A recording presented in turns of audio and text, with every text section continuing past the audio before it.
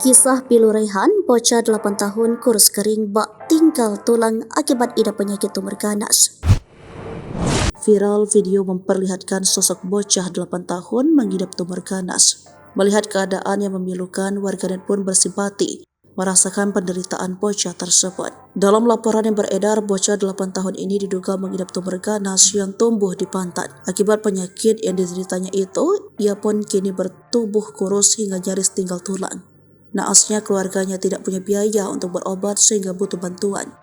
Penderitaan ini dialami oleh bocah bernama Rehan berumur 8 tahun. Kisah pilu dan cerita Rehan mengalami nasib pilu mengidap tumor ganas itu viral dibagikan oleh salah satu akun Instagram @sedangrame.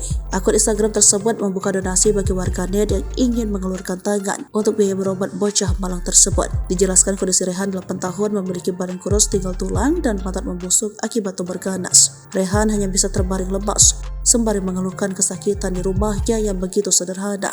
"Bu, sakit bu, sakit. Rehan gak kuat bu." Itulah cerita dan tangis Rehan yang tak pernah terhenti sepanjang waktu menahan sakit atas tumor yang tumbuh di pantatnya.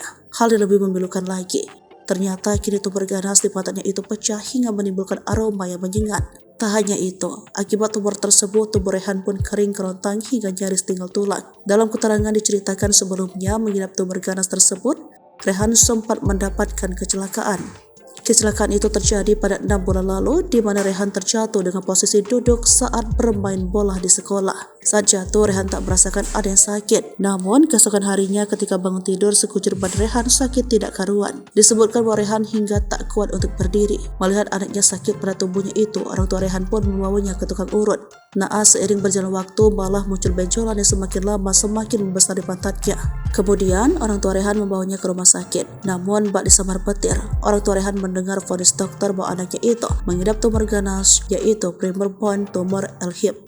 Download Tribun X sekarang, menghadirkan lokal menjadi Indonesia.